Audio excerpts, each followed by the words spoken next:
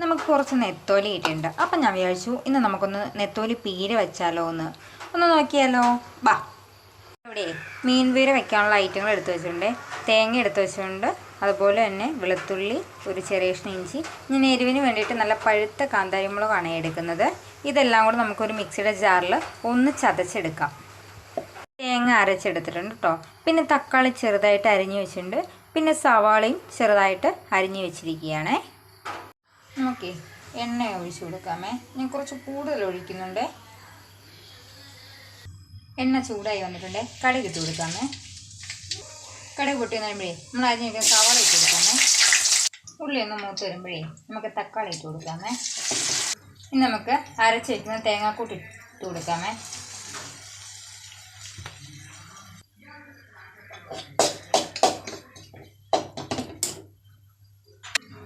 ആവശ്യത്തിനുള്ള ഉപ്പ് ഇട്ട് കൊടുക്കാമേ. നമ്മൾ വേറെ വെള്ളമൊന്നും ഒഴിക്കുന്നില്ലേ. സാധാരണ കുടംപുളിയാണ് നമ്മൾ ഇടുന്നത്, പക്ഷെ ഇന്ന് ഞാൻ പിഴിയുന്നതാണ് പുളിയാണ് ഇടുന്നത്. കുറച്ച് ഒഴിച്ചു കൊടുക്കുന്നുണ്ട്. ഇനി നമുക്ക് നമ്മുടെ നെത്തോലി ഇട്ട് കൊടുക്കാമേ.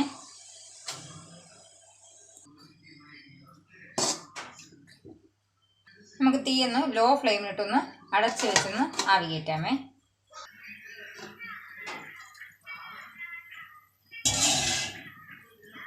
നമ്മൾ വേറെ വെള്ളമൊന്നും ഒഴിച്ചു കൊടുത്തില്ലായിരുന്നു. ആ പുളി ഒഴിച്ച വെള്ളം മാത്രമാണ് ഉണ്ടാകുന്നത്. കുറച്ചുകൂടെ ഒന്ന് നല്ലപോലെ വറ്റിച്ചെടുക്കാം.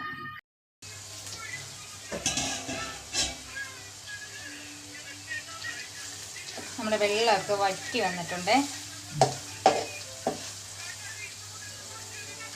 എൻ്റെ വെള്ളയ്ക്ക് രണ്ട് കറിവേപ്പിലയും കൂടെ ഞാൻ ഇട്ട് കൊടുക്കുന്നുണ്ട്. ഒന്നുകൂടെ ഒന്ന് അടച്ച് വെച്ചിട്ടുണ്ട്. ഒന്ന് ആവി കയറട്ടെ. തുറന്ന് നോക്കാം. കണ്ടോ, വെള്ളമെല്ലാം വറ്റി നല്ല കറിവേപ്പിലുണ്ട് കേട്ടോ. അങ്ങനെ നമ്മുടെ സ്വാദിഷ്ടമായ നെത്തോലി പീര റെഡി ആയിട്ടുണ്ട്.